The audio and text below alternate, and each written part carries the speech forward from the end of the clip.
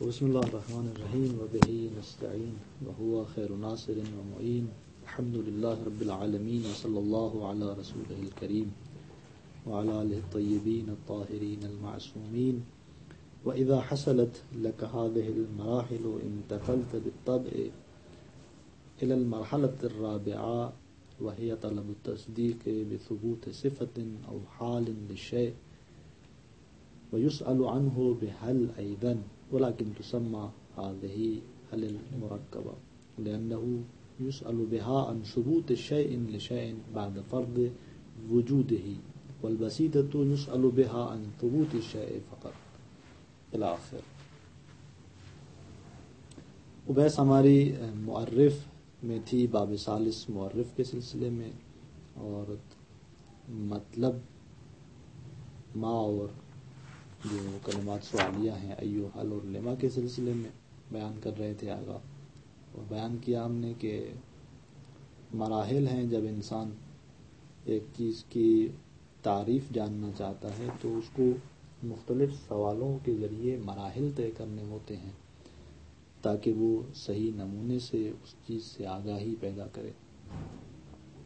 بیان کیا آگاہ نے کہ ان مراحل میں سے سب سے پہلا جو مرحلہ ہے وہ خود معانی لغوی کا، علیکم السلام، کہ انسان ایک لفظ کے حوالے سے سوال کرتا ہے اور اس کی مقصود وہاں پر مرحلہ اولا میں اس لفظ کی معنی مد نظر ہوتی ہے، کسی اور کلمات کے ذریعے پھر اس کی معنی بیان کی جاتی ہے، اور اسی کو تعریف ہم نے لفظی کہا تھا کہ کتب لغت نے اس طرح کی تمام تعریفات کی ہیں کہ جہاں پر الفاظ کی معانی الفاظ کے ذریعے بیان کی جاتی ہیں.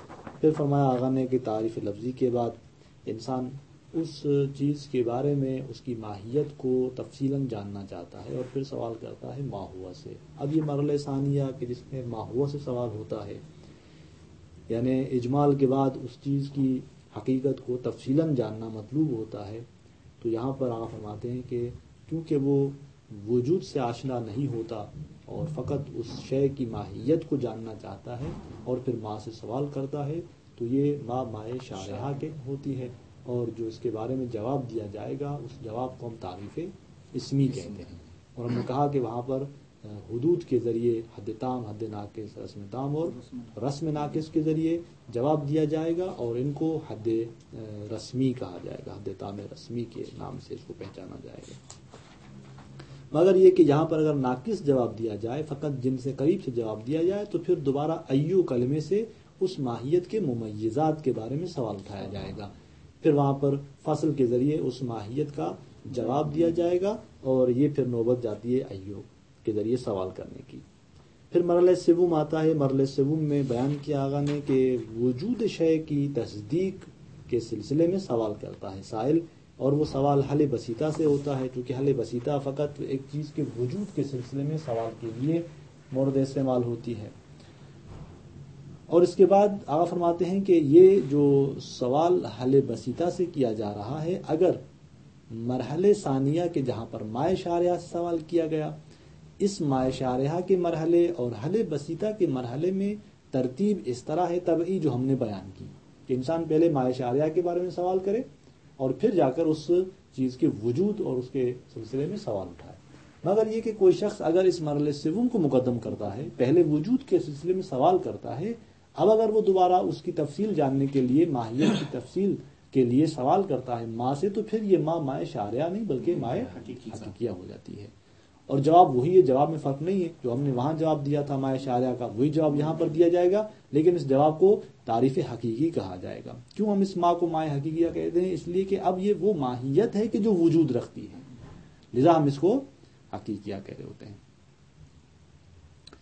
اس کے بعد چوتھا اور پانچواں دو مرحلے رہ گئے، اور جو آج کے درس کا موضوع ہے. اور چوتھے مرحلے میں بیان کرتے ہیں آگا کہ جب 3 مرحلے تمام ہو جاتے ہیں تو انسان وارد ہوتا ہے چوتھے مرحلے میں.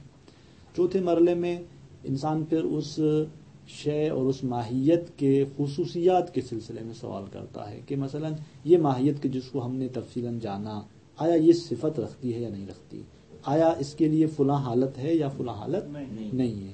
مثلا آپ نے خدا کے وجود کے بارے میں سوال کیا پہلے حل بسیطہ سے، جب آپ چوتھے مرحلے میں آئے تو اب آپ نے جب خدا کے وجود کو دیکھا، جانا، تصدیق کی، اب آپ سوال کرتے ہیں خصوصیات ذات الہی سے، اوصاف ذات الہی سے، کہ آیا خدا مرید ہے، خدا قادر ہے، خدا عالم ہے. تو یہ جو آپ سوال کر رہے ہوتے ہیں حل کے ذریعے، یہ حل مرکبہ ہوتی ہے. وہ اسی طرح انسان کے بارے میں سوال کیے جاتے ہیں، ان کی خصوصیات کے بارے میں سوال اسی حل کے ذریعے کیے جاتے ہیں کہ جہاں پر ثبوت و شیء لے شیء مد نظر ہوتا ہے، اور اسی وجہ سے ہم اس حل کو حل مرکبہ کہتے ہیں. لیکن اس سے پہلے جس حل سے سوال کیا جا رہا تھا وہاں پر ثبوت الشیء مد نظر تھا، اصل اس شے کا وجود مد نظر تھا، تو لذا اس کو ہم حل بسیطہ کہتے ہیں. اس کے بعد فرماتے ہیں کہ جب انسان مرحلے 5ویں میں پہنچتا ہے تو وہاں پر لما کے ذریعے سوال اٹھاتا ہے، اور لما کے ذریعے سوال پھر علت کے بارے میں سوال ہوتا ہے کہ یہ چیز وجود رکھتی ہے تو اس کا وجود جو ہے وہ کس علت سے ہے، اور یہ جو چیز اس کے لیے آپ ثابت کر رہے ہیں اس کی علت کیا ہے. خوب، یہاں پر یہ جو لما مطرح ہے، آقا فرماتے ہیں کہ جب آپ ایک چیز کے بارے میں علت کا سوال اٹھاتے ہیں لما کے ذریعے، تو یہ لما دو قسم کی ہوتی ہے یہاں پر، یا وہ لما اثباتی ہے یا لما ثبوتی ہے. لما اثباتی میں کیا ہوتا ہے؟ لما اثباتی میں طرف سوال اٹھاتا ہے لما کے ذریعے تاکہ وہ قضیہ کہ جو انسان کے ذہن میں بے عنوان استدلال مطرح ہے، قضیے کے عنوان سے مطرح ہے، وہاں پر محمول کو موضوع پر حمل کیا جا رہا ہے، اس حمل محمول بر موضوع کی علت مد نظر ہوتی ہے مقام اثبات میں، یعنی مقام استدلال میں. فقط ایک تصدیق علمی اور ذہنی کے لیے کہ کس عنوان سے مثلا قانع ہوں ہم کہ یہ محمول اس موضوع پر حمل ہو رہا ہے، اس کی علت کیا ہے. آپ نے کہا خدا قادر ہے، تو آپ یہاں پر سوال اٹھاتے ہیں کہ مثلا کیوں قادر ہے، کیسے قادر ہے، دلیل کیا ہے. تو یہاں علت فاعلی یا علت غائی کے بارے میں سوال نہیں ہے، کیونکہ خدا علت نہیں رکھتا. خدا کا وجود ذاتی ہے، اور جتنی اس کی اوصاف ہیں وہ بھی اوصاف ذاتی ہیں. لہذا ایسا نہیں کہ ہم کسی اور علت کے بارے میں سوال کر رہے ہیں کہ جس نے یہ صفت خدا کو دی ہو. نہیں، فقط یہ سوال اٹھایا جا رہا ہے کہ یہ ثابت کس برہان سے ہے، یہ اوصاف خدا کے لیے کس برہان اور دلیل سے ثابت ہے، تاکہ سائل کیا ہو جائے، قانع ہو جائے. تو یہاں پر اس تصدیق علمی کے عنوان سے یہ سوال کیا گیا، تو اور جو یہاں پر جواب دیا جائے گا اس مسئلے کے لیے وہ اسی علت حکم کو بیان کر رہا ہوگا، یعنی حکم کی نسبت جو تصدیق ہے وہ مطرح کرنی ہوگی. تو یہاں پر یہ لما اثباتی ہوتی ہے کہ جہاں لما اثباتی میں فقط تصدیق علمی اور یعنی ایک استدلال کے اس مرحلے میں سائل کو قانع کرنا مقصود ہوتا ہے، اور وہاں ضروری نہیں کہ جو علت بیان کی جائے وہ واقع میں بھی کیا ہو، علت ہو، حقیقت میں بھی کیا ہو، علت ہو. ایسا ضروری نہیں ہوتا. جیسے کہ مثلا میں کل بھی مثال دی تھی کہ اگر ہم کہیں کہ یہ جب شمس طلوع ہوتا ہے تو نہار وجود پیدا کرتا ہے، دن وجود میں آتا ہے، جب دن وجود میں آتا ہے تو عالم روشن ہو جاتا ہے. ٹھیک ہے، تو یہاں ہم نے مثلا دن کے وجود کو بے عنوان حد وسط بیان کیا تاکہ ثابت کریں اس عالم کے روشن ہونے کو. خوب، جبکہ عالم کا روشن ہونا سورج کی وجہ سے ہے، نہ نہار کے وجود سے. اس کی علت حقیقی طلوع شمس ہے، لیکن ہم نے نہار کے وجود سے اس عالم کے روشن ہونے کو بیان کیا. تو یہ علت جو ہے وہ یعنی لمع اثباتی کہلاتی ہے. جو یہ سوال اٹھایا اور جو جواب دیا گیا، یہ اسی لمع اثباتی کے مرحلے میں اس طرح کی علت بیان کی جاتی ہے کہ جہاں فقط کیا ہوتا ہے، سائل کو قانع کرنا ہوتا ہے. اور ایک مرتبہ آپ فرماتے ہیں کہ لمع ثبوتی کے جہاں پر علت حکم کے ساتھ علت وجود بھی مطرح ہوتی ہے، یعنی واقع میں وہ اس کی جو علت ہے وہ بیان کرنا مقصود ہوتی ہے کہ سائل کے لیے بیان کیا جائے کہ یہ محمول کیوں اس کے لیے ثابت ہے موضوع کے لیے، اور واقع میں اس کی علت کیا ہے، حقیقی اس کی علت کیا ہے. تو جہاں پر علت واقع میں بھی مطرح ہو وہاں پر لمع ثبوتیہ کہلاتی ہے. تو لہذا بس 5واں مرحلہ جہاں پر علت طلب کی جاتی ہے. اب یہ خود دو قسم کی ہے، یا تو علت حکم ہوگی، یعنی جہاں فقط تصدیق ذہنی، تصدیق علمی مطرح ہے کہ سائل کو قانع کرنا ہوتا ہے مرحلہ استدلال اور مرحلہ علم، اور علم میں جو قضیہ وجود میں آیا ہے. اور یا تو وہ پھر علت حکم اور علت وجود ایک ساتھ ہوتی ہے، یعنی علت وجود یعنی یا تو اس چیز کا اپنا وجود یا کسی اور چیز کا اس کے لیے وجود دونوں صورتوں کے لیے ایک علت آپ بیان کر سکتے ہیں، یعنی واقع میں جو اس کی علت ہے اسی کو جو مقام ثبوت میں اس کی علت اور واقع میں علت ہے وہ مطرح کرنا ہوتی ہے، تو بس اس کو لمح ثبوتیہ کہتے ہیں۔ یہ تو مرحلے ہیں جو ہم نے کل نہیں پڑھے تھے، اور یہاں اسی کے ساتھ 5 مرحلے جو ہیں وہ کامل ہو جاتے ہیں، اور اس کے بعد پھر تلخیص کے عنوان سے آگا اسی 5 مرحلوں کو دوبارہ بیان کرتے ہیں کہ ما جو ہے ماہیت شے کے تصور کے لیے ما کے ذریعے سوال کیا جاتا ہے، پھر یہ ما تقسیم ہوتی ہے شارعہ اور حقیقیہ کی طرف، اور اسی ما سے مائیت کے عنوان سے ایک مصدر صناعی جو ہے وہ مشتق کیا جاتا ہے، کہ جس طرح ہم ما ہوا سے ایک مصدر ماہیت جو یعنی کیا کرتے ہیں اشتقاق کرتے ہیں، مشتق کرتے ہیں، اور وہ مصدر صناعی ہے، تو اسی طرح ما سے بھی مائیت کو جو ہے وہ بعنوان مشتق استخراج کیا جاتا ہے۔ اور پھر ایو جو ہے وہ اسی چیز کے ممیزات کے بارے میں جو سوال کیا جاتا ہے، یعنی اس چیز کی تمییز مطلوب ہوتی ہے، اب یا تمیز ذاتی ہو یا تمیز عرضی ہو، یعنی جنس معلوم ہوتی ہے، جنس معلوم ہونے کے بعد اب اس کے ممیزات کے بارے میں جب سوال ہوگا تو وہ ایو کے ذریعے کیا جاتا ہے۔ اور حل، ان میں سے جو حل تھی، حل کی تقسیم بسیطہ اور مرکبہ کی طرف کی گئی، کہ حل ایک بسیطہ ہے ایک مرکبہ ہے۔ حل بسیطہ کے جہاں اصل ثبوت شے، اصل وجود موضوع مطرح ہوتا ہے، اور حل مرکبہ میں ایک دو چیزیں مد نظر ہوتی ہیں، ایک چیز کا ثبوت ایک اور چیز کے لیے، ایک چیز کا ثبوت کسی اور چیز کے لیے اگر مطرح ہو تو یہاں پر آپ فرماتے ہیں کہ سوال حل مرکبہ سے کیا جاتا ہے اس کو۔ اور یہاں سے بھی ہم 2 مصدر جو ہیں وہ مصدر ثنائی کے اعتبار سے اشتقاق کرتے ہیں، مشتق کے عنوان سے نکالتے ہیں، وہ حل بسیطہ سے اور حل مرکبہ سے، یعنی الحلیتوں کے نام سے، الحلیت البسیطہ الحلیت المرکبہ۔ یہ الحلیت البسیطہ ایک مصدر صناعی ہے، کس سے؟ حل بسیطہ اور حل مرکبہ سے۔ اور اسی طرح لیما جو ہے وہ جیسے بیان کیا کہ لیما کے ذریعے علت کو بیان کیا جاتا ہے، اب یہ علت جو ہے طلب علت کی جاتی ہے، اب ایک مرتبہ طلب علت فقط علت تصدیق مطرح ہوتی ہے، اور ایک مرتبہ علت تصدیق اور علت وجود دونوں مطرح ہوتی ہیں، یعنی علت واقع میں جو اس کی علت ہے وہ مد نظر ہوتی ہے۔ اب یہاں سے جو مصدر ثنائی مشتق ہے وہ کون سا ہے؟ لمیت، کہ لمیت جو ہے یہ مصدر ثنائی ہے اسی لیما سے، جیسا کہ کم استفہامیہ کا جو مصدر ثنائی ہے وہ کمیت ہے، تو یہاں پر بھی لمیت یعنی علیت کی معنی میں مصدر کے عنوان سے استخراج کیا جاتا ہے۔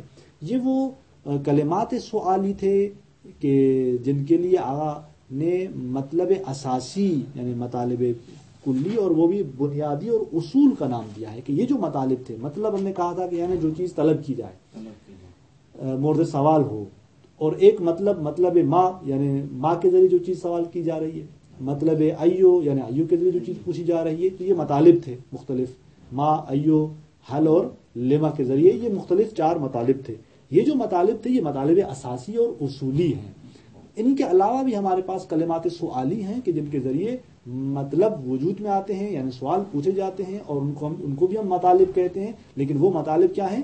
فروعی ہیں، فروع کی حیثیت ہے ان کی، اصول کی حیثیت نہیں ہے۔ کیوں؟ اس لیے کہ وہ جو مطالب دیگر ہیں، جیسے کہ مطلب عین ہے یعنی آپ عین سے سوال کر رہے ہوں، مطلب کیف ہے جو آپ کیف سے سوال کر رہے ہوں، یا مطلب متا ہے آپ متا سے سوال کر رہے ہوتے ہیں، کم ہے کم سے سوال کر رہے ہوتے ہیں، یا مطلب من ہے مثلا آپ من سے سوال کر رہے ہوتے ہیں، تو یہ جو دیگر کلمات سوالی ہیں ان سے جو سوال کیا جاتا ہے ان کی حیثیت مطالب اصول کی نہیں بلکہ مطالب فروع کی ہے۔ اس لیے کہ چہ بسا ہم بعض موارد میں ان کے ذریعے سوال نہ کریں جہاں پر اصلاً کیف مطرح نہیں ہے، جہاں پر اصلاً زمان مطرح نہیں ہے، مثلا ذات الہی کہ وہاں پر کیف اور زمان نہیں ہے، مکان نہیں ہے اصل مطرح، تو ہم سوال نہیں کر سکتے کہ مثلا کہاں ہے وہ، کیسے ہے وہ، تو لہذا اس طرح کے، لیکن یہی خداوند مطابق بارے میں آپ ماں کے ذریعے سوال کر سکتے ہیں کہ ماں ہوا، یعنی ماں کے ذریعے آپ سوال کر سکتے ہیں، گرچہ اس کی ماہیت نہیں ہے، ماہیت ان کی بمعنی خاص نہیں ہے، لیکن آپ اس کی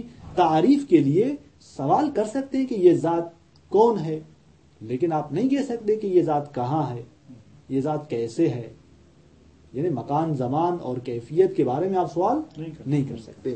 یا مثلاً جہاں پر وہ چیزیں کہ جن کے بارے میں ہم سوال کر سکتے ہیں، مثلا ہم پوچھ سکتے ہیں کہ مثلا یہ کتاب جو ہے آیا سفید ہے یا سفید نہیں ہے، وہاں پر ممکن ہے کہ مثلا یہ سوال کیا جائے کیف کے ذریعے، یعنی اس کتاب کی کیفیت کے بارے میں کیف سوال کیا جائے، لیکن آپ کو بجائے یہ کہ آپ اسی کیف کے ذریعے وہ سوال کریں، آپ کہہ سکتے ہیں کہ آیا حل کے ذریعے خود سوال کر سکتے ہیں کہ حل حاضل کتاب ہو مثلا ابیض ام لا، تو آپ یعنی بجائے یعنی ضروری نہیں کہ آپ وہاں حتماً کیف سے سوال کریں.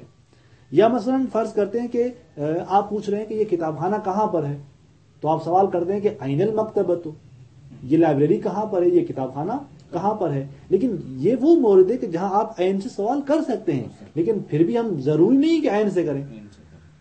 ٹھیک ہے، مثلا ہم کہہ سکتے ہیں کہ حل المکتبۃ ہنا، یا حل المکتبۃ فی مکان فلاں، یوں بھی ہم سوال کر سکتے ہیں کہ آیا یہ مکتبہ جو ہے وہ مثلا کہاں پر ہے، یا فلاں کتاب مثلا آیا اس مکتبے میں ہے یا کتاب مکتبے میں نہیں ہے، اس لائبریری میں ہے یا لائبریری میں نہیں ہے. تو ہم کہہ سکتے ہیں کہ مثلا حل ہوا فی المکتبہ یا لا مثلا.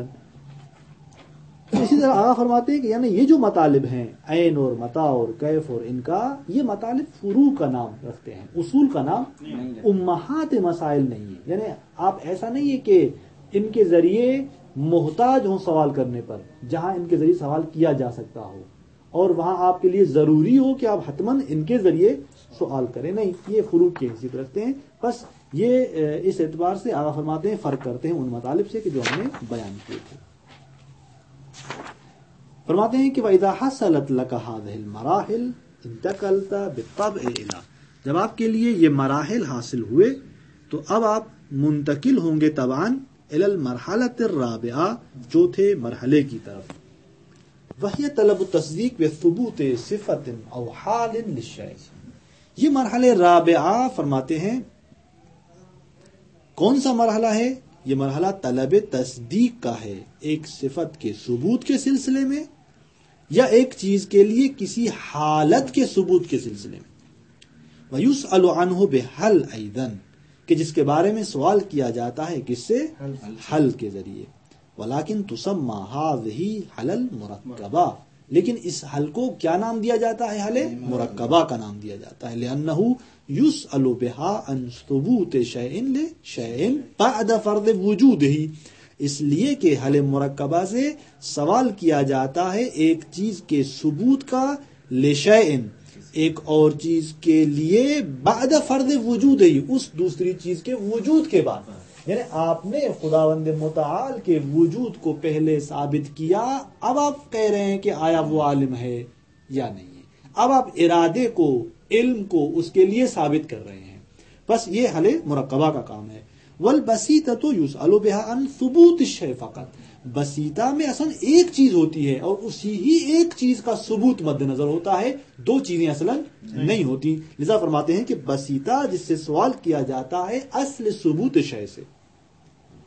فیقال للسؤال بالبسیطۃ مثلا هل اللہ موجود، پھر بسیطہ کے سلسلے میں، بسیطہ کے ذریعے سوال کے لیے آپ یوں کہیں گے، یعنی فیقال کہا جاتا ہے للسؤال بالبسیطہ، کہ جب سوال بسیطہ کے ذریعے کیا جائے تو اس سوال کے لیے کہا جاتا ہے مثلا هل اللہ موجود، یعنی اس ذات الہی کا وجود مد نظر ہے.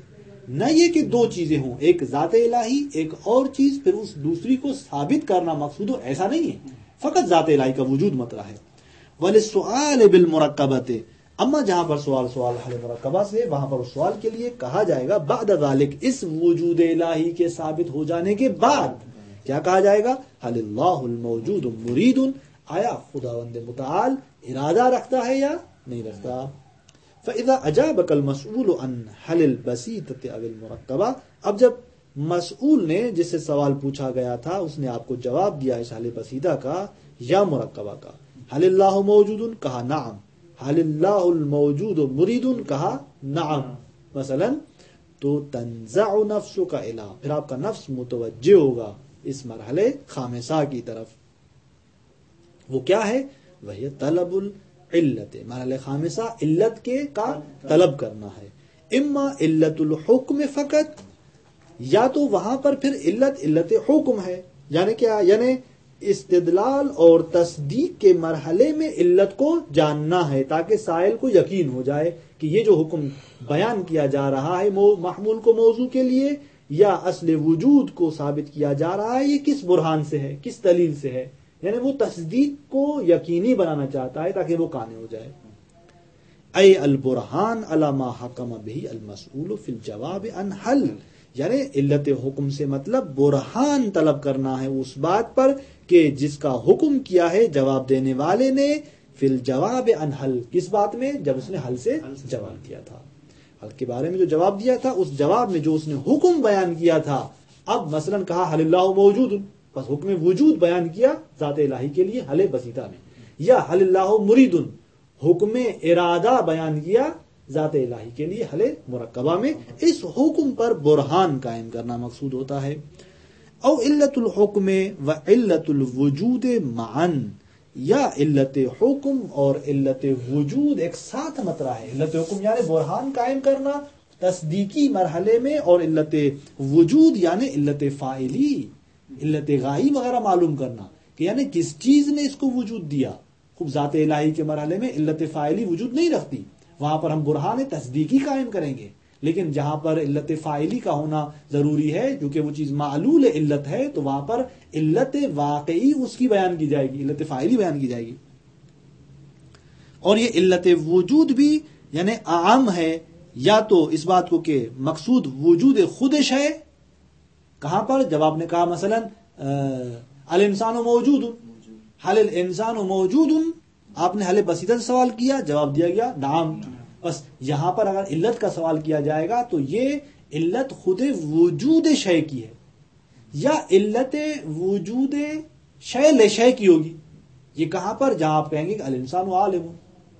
خوب یہاں پر دو چیزیں ہیں، تو بس علت وجود جو یہاں کہا دونوں کو شامل ہے، یعنی علت وجود خود شے یا علت وجود شے لشے دیگر، ایک اور شے کے لیے ایک شے کا وجود، دونوں کو شامل ہے.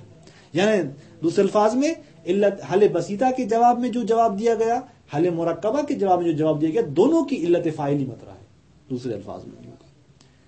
خوب، یعنی او علت الحکم و علت الوجود معاً، کیوں؟ لتعرف السبب فی حصول ذلک الشیء واقعا، یعنی دوسرے مرحلے میں یہ جو علت حکم اور علت وجود ایک ساتھ مطرح ہے، اس میں یہ کیوں ہے؟ تاکہ جانے آپ سبب کو اس چیز کے حصول میں واقعاً، حقیقتاً، کہ واقع میں اس کا سبب اور علت کیا ہے. بس لما لما اثباتیہ اور لما لما ثبوتیہ ہے. جہاں پر علت حکم فقط ہے وہ لما کون سی ہے؟ لما اثباتی ہے کہ مرحلہ تصدیق میں علت طلب کی جا رہی ہے. اما جہاں پر علت حکم اور علت وجود ایک ساتھ ہیں وہاں پر لما لما ثبوتیہ ہے کہ آپ واقعاً علت کو تلاش کر رہے ہیں.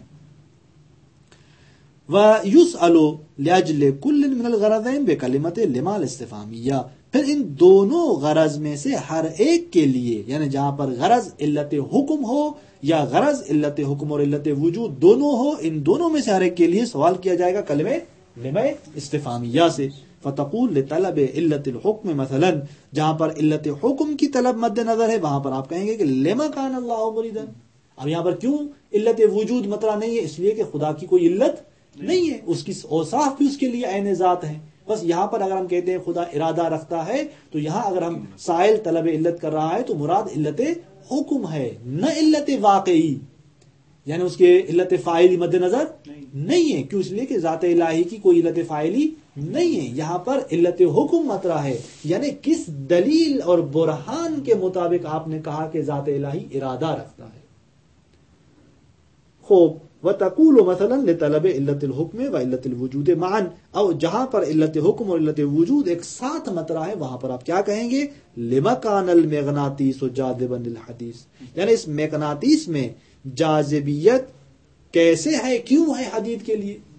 یعنی ایک تو مغناطیس میں جاذبیت ہے، کو پہلے ثابت کریں کہ جاذبیت ہے. دوسرا کیوں جاذبیت ہے اس حدیث کی نسبت؟ تو یہاں پر کما لو کنت قد سألت، جیسے کہ آپ نے پہلے یوں سوال کیا حل المغناطیس جاذب للحدیث، آیا مغناطیس جاذبیت رکھتی ہے یا نہیں رکھتی، یعنی گویا آپ نے جاذبیت کے ثبوت کا پہلے سوال کیا. فاجاب المسئول نعم، یہ سوال کون سا تھا؟ حل مرکبہ کا سوال تھا، جہاں پر آپ ثبوت شے کا سوال کر رہے تھے کہ اس حل مرکبہ میں جیسے آپ نے سوال کیا اور مسئول نے کہا نعم، تو اب آپ فوراً مرحلے 5ویں میں وارد ہوتے ہیں. مرحلے 5ویں میں آپ وارد ہو کر سوال کرتے ہیں علت کا، یعنی ان حقک ان تسأل ثانیاً، اب آپ دوبارہ آپ کا حق ہے کہ سوال کریں عن العلت، یعنی علت حکم اور علت وجود کے سلسلے میں، فتقول لما، پھر آپ سوال کریں کیوں. یعنی جب آپ نے حل مرکبہ کا سوال کیا مرحلے 4 کا کہ آیا مغناطیس میں جاذبیت ہے حدید کی نسبت یا نہیں، ہم نے کہا ہے، تو اب آپ فوراً مرحلے 5ویں میں وارد ہوتے ہیں اور آپ سوال کرتے ہیں علت حکم اور علت وجود دونوں کے سلسلے میں. یعنی آپ واقعاً علت تلاش کرتے ہیں ہم سے کہ کیوں، کون سی علت واقعی ہے اس کے لیے. اب یہ مراحل 5 مراحل ہیں ان سوالات کے سلسلے میں. اس کے بعد پھر تلخیص اور تعقیب اس 5 مرحلوں کے بعد بیان کرتے ہیں آگا. یعنی ایک تو ان کا خلاصہ 5 مرحلوں میں ہم نے کیا کہا، کون سی چیزیں بیان کی، ترتیب، اور تعقیب کے ان کے پیچھے جو ایک مطلب جو اس کو تکمیل کرتا ہے اس بحث کو 5 مراحل کو، ان کو بیان کرنا چاہتے ہیں تلخیص اور تعقیب کے عنوان سے. ظہر مما تقدم ان، جو ہم نے یہاں تک 5 مرحلے بیان کیے وہاں سے ظاہر ہوا کیا کہ مال طلب تصور ماہیت الشیء، ماں کس لیے ہے؟ ماہیت شے کے تصور کے طلب میں. وتنقسم الى الشارحۃ والحقیقیہ، اور یہ ماں کہ جس کے ذریعے ایک چیز کی ماہیت پوچھی جاتی ہے تصوراً، یعنی تصوراتی مرحلے میں ایک چیز کی ماہیت طلب کی جاتی ہے، وہ منقسم ہوتی ہے شارحہ اور حقیقیہ کی طرف. ویشتق کہ جن کی تفصیل ہم نے بیان کر دی. اور ویشتق منہا مصدر سنائی، اور پھر فرماتے ہیں کہ اسی سے مصدر کو مشتق کیا جاتا ہے. کون سا مصدر؟ مصدر سنائی جو ہے. فیقال مائیۃ، اور کیا کہا جاتا ہے؟ مائیۃ، یعنی اس ماء سے یہ مصدر بیان کیا جاتا ہے مائیۃ کے حوالے سے. ومعناہ الجواب عن ما، یہ جو مائیۃ ہے اس کا مطلب کیا ہے؟ یعنی جواب اسی ماں کا، یعنی جو بھی آپ اس ماں کے بارے میں سوال کر رہے ہیں اسی ماں سے مائیتن کو بعنوان مصدر سنائی جو ہے وہ مشتق کیا جاتا ہے، جس کی معنی جواب ہے اسی ماں سے. کما ان ماہیتن مصدر صناعی من ما ہوا، جیسے کہ ماہیتن مصدر صناعی ہے کس کا؟ ما ہوا کا. مثلا آپ نے جو بھی سوال کیا ما ہوا سے، تو جو اس کے بارے میں جواب دیا جائے گا وہ جواب کیا کہلاتا ہے؟ ماہیت کہلاتا ہے. یہاں پر بھی یعنی ماں کے بارے میں جو آپ ایک چیز کی ماہیت کے تصور کے بارے میں طلب کر رہے ہیں، تو اسی ماں سے جو ہم نے مصدر سنائی لیا وہ ماہیت تھا، بس یہ درا کے اسی ماں کا کیا ہے؟ جواب ہے، جس کو ہم ماہیت کے نام سے یاد کر رہے ہیں. وَأَيُّ لِطَلَبِ تَمْيِيزِ الشَّيْءِ عَمَّا يُشَارِكُهُ فِي الْجِنْسِ، ایو ایک چیز کی تمیز کے طلب کے لیے بیان ہوتی ہے. اما کس سے اس کی تمیز مطلوب ہوتی ہے؟ اما ان تمام دیگر اشیاء سے کہ یشارکہ فی الجنس، کہ جن کے ساتھ یہ چیز شریک ہوتی ہے جنس میں. تمییزاً ذاتیاً و عرضیاً، کہ یہ طلب تمیز کس نوعیت کی تمیز مد نظر ہوتی ہے؟ تمیز ذاتی یا تمیز عرضی. بعد العلم بجنسہ، اس کے بعد کے شخص جو ہے اس کی جنس کی نسبت عالم ہوتا ہے. یعنی اگر معلوم ہو گیا کہ انسان حیوان ہے، اب سوال کی نوبت آتی ہے ممیزات کی، کہ یہ کون سا حیوان ہے اپنی ذات میں. جیسے آپ نے اس دن مثال دیکھی کہ شخص نے کہا من نخلتو، آپ نے کہا شجر، کہ یہ شجر ہے، آپ نے جن سے قریب بیان کی، لیکن دوبارہ سوال باقی رہ گیا. اب وہ سوال کر رہا ہے کہ یہ کون سا شجر ہے اپنی ذات میں. تو اس طرح ایو جو ہے وہ جنس کے علم کے بعد طلب تمیز کے لیے آتا ہے. وحل تنقسم الى بسیطۃ، اور حل کے 2 قسم ہیں، تقسیم ہوتی ہے حل. ایک تو حل بسیطہ کی طرف، ویطلب بها التصدیق بوجود الشیء وعدمہ، کہ جس کے ذریعے طلب کیا جاتا ہے تصدیق ایک چیز کے وجود یا عدم کے ذریعے کے سلسلے میں. ومرکبۃ، اور یہ حل تقسیم ہوتی ہے مرکبہ کی طرف. ویطلب بها التصدیق بثبوت شیء لشیء وعدمہ، کہ جس کے ذریعے طلب کیا جاتا ہے ایک چیز کے دوسری چیز کے ثبوت کے بارے میں تصدیق. یعنی جب ایک چیز کو دوسری چیز کے لیے ثابت کیا جاتا ہے تو اس ثبوت شیء لشیء کی تصدیق طلب کی جاتی ہے، اور عدم ہی یا اس عدم ثبوت شیء لشیء کی تصدیق مطلوب ہوتی ہے. ویشتق منها مصدر سنائی، اور اس سے ایک مصدر سنائی اشتقاق کیا جاتا ہے. فیقال فیقال الحلیۃ البسیطۃ او المرکبہ، کہ جس کا نام دیا جاتا ہے، جس کو کہا جاتا ہے حلیہ بسیطہ یا حلیہ مرکبہ. واللما یطلب بها تارة علت التصدیق فقط واخرى علت التصدیق والوجود معا. اور لیما جس کی تفصیلاً ہم نے بیان کیا وہاں پر کہ اس کے ذریعے طلب کیا جاتا ہے ایک مرتبہ علت تصدیق حکم کو فقط، کہ جہاں علت کو اسی لیما کو لیما اثباتیہ کہتے ہیں. وہ اخرى اور ایک مرتبہ اسی کے ذریعے طلب کیا جاتا ہے علت تصدیق اور حکم کو ایک ساتھ، یعنی وہاں پر علت واقعی مطرح ہوتی ہے اس چیز کی، کہ جس کو ہم نے کیا کہا تھا، یہ لیما ثبوتیہ ہے. وَيُشْتَقُّ مِنْهَا مَصْدَرٌ صُنَاعِي فَيُقَالُ لِمِّيَّةٌ، اور اس سے جس مصدر صناعی کو اشتقاق کیا جاتا ہے اس کا نام ہے لمیت، کہ بتشدید المیم والیا، یعنی لمیتن کے تشدید کے ساتھ آپ پڑھیں. مثل کمیت من الکمل استفہامیہ، جیسے ہم اگر کم استفہام سے سوال کرتے ہیں تو کم استفہام سے جو مصدر صناعی نکلتا ہے وہ کیا ہوتا ہے، کمیت ہوتا ہے. فمعنی لمیت الشیء علیتہ، ایک چیز کی لمیت کا مطلب کیا ہوتا ہے، یعنی اس کی علیت مطلع ہوتی ہے. یہ جو اصول تھے، مطالب تھے، یہ مطالب اصولی تھے، یعنی بنیادی مسائل تھے. اما ان کے مقابلے میں ہمارے پاس مطالب ہیں، یعنی کچھ اور کلمات سؤالی ہیں جن کے ذریعے طلب کیا جاتا ہے ایک چیز کے تصور کو یا اس کی معنی کو. وہ کون سے مطالب ہیں؟ مطالب فروع کہلاتے ہیں. فرماتے ہیں فروع المطالب ما تقدم ہی اصول المطالب التي يسأل عنها بتلك الادوات. وہ تمام مطالب کے جو بیان ہوئے یہ اصول مطالب ہیں، بنیادی مطالب ہیں کہ جن سے سوال کیا جاتا ہے بتلک الادوات، ان ادوات کے ذریعے، یعنی ما، ایو، حل اور لما کے ذریعے. اما وہی المطالب الکلیۃ التی، فرماتے ہیں کہ یہ جو مطالب کلی، وہی المطالب الکلیہ، یہ جو مطالب اصولی ہیں، اصلی مطالب ہیں، یہ مطالب کلی ہیں التی یبحث عنہا فی جمیع العلوم، کہ جس کے حوالے سے، جس کے بارے میں تمام علوم میں بحث کی جاتی ہے. کہ مثلا سوال ماہیت ہوتا ہے، یا مثلا اس کے وجود کے سلسلے میں سوال ہوتا ہے، یا حل کے بارے میں سوال ہوتا ہے، یہ تمام علوم میں مورد استعمال ہیں. وَهُنَاكَ مَطَالِبٌ أُخْرَى، لیکن یہاں پر کچھ ایسے مطالب ہیں یسأل عنہا بکیف و عین و متا و کم و من، کہ جس کے بارے میں سوال کیے جاتے ہیں کیف کے ذریعے، یعنی چگونگی، کیف یعنی اس کی کیفیت، عین کے بارے میں سوال یعنی مکان کے بارے میں سوال، متا یعنی زمان کے بارے میں سوال، کم یعنی مقدار کے سلسلے میں سوال، من یعنی کون ہے. تو یہ سوال، یہ وہ مطالب جن کے بارے میں سوال ہم ان کلمات سے کرتے ہیں. وہی مطالب جزئیہ، یہ کون سے مطالب ہیں؟ کلی نہیں بلکہ جزئی ہیں. یعنی اے انہا لیست من امہات المسائل بالقیاس علی المطالب الاولی، یعنی یہ جو ہیں پہلے ان مطالب کی نسبت امہات مسائل میں سے نہیں ہیں. لعدم عمومی فائدتها، کیوں ان کا فائدہ جو ہے وہ جزئی عمومی نہیں ہے، یعنی ہر جگہ ان کا استعمال نہیں ہے، ہر جگہ یہ مطالب مورد استعمال نہیں ہے، بعض موارد میں ہے. فَإِنَّمَا لَا كَيْفِيَةَ لَهُ مَثَلًا لَا يُسْأَلُ عَنْهُ بِكَيْف، جس کے جو چیز کیفیت نہیں رکھتی اس کے بارے میں مثلا کیف کے ذریعے سوال نہیں کیا جا سکتا. وَمَا لَا مَكَانَ لَهُ أَوْ زَمَانَ لَا يُسْأَلُ عَنْهُ بِعَيْنَ وَمَتَى، جو مکان نہیں رکھتا، جو زمان نہیں رکھتا، اس کے بارے میں سوال عین اور متا سے نہیں کیا جا سکتا. علی انہ یجوز، یہ دوسرا جواب، یہ دوسرا مورد. یعنی ایک تو کیوں یہ عمومیت نہیں رکھتے، لعدم عمومی فائدت، یہ ایک جواب تھا، یعنی یہ جو مطالب جزئی ہیں ان مطالب اولا کی نسبت. دو جواب دیا آقا نے، دو علتیں بیان کی. ایک یہ کہ یہ جزئی ہیں کیوں، اس لیے کہ ان کا فائدہ عمومی نہیں ہے، وہ جہاں پر کیفیت نہیں ہے وہاں پر آپ ان کو مورد استعمال نہیں لا سکتے. اور علی انہ، دوسرا جواب کہ اللہ، دوسری علت، اللہ انہ یجوز ان یستغنی عنہا غالبا، یا یستغنا عنہا غالبا بمطلب حل المرکبہ. یا مثلا آگا فرماتے ہیں کہ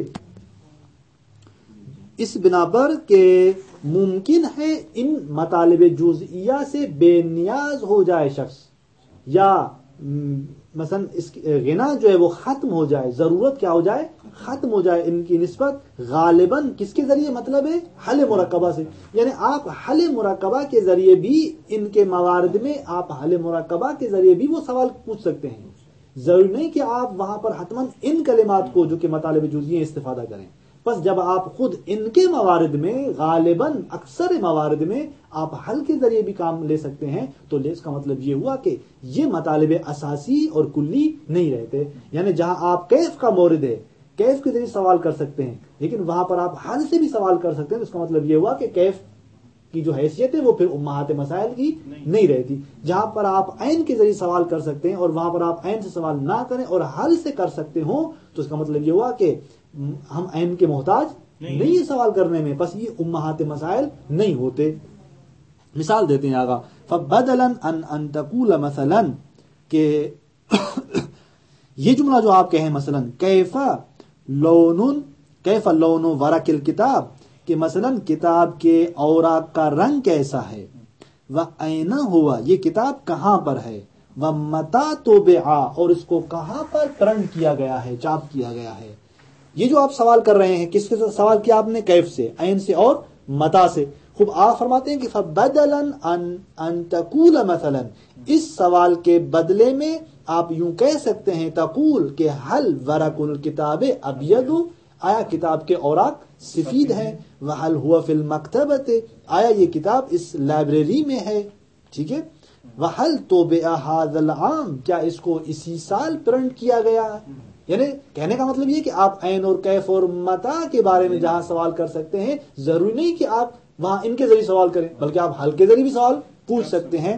وَهَكَذَا، اور بہت سارے موارد. وَلِذَا وَصَفُوا هَذِهِ الْمَطَالِبَ بِالْفُرُوعِ، یہی وجہ ہے کہ ان مطالب کو کس سے توصیف کی گئی؟ فروع سے توصیف کی گئی.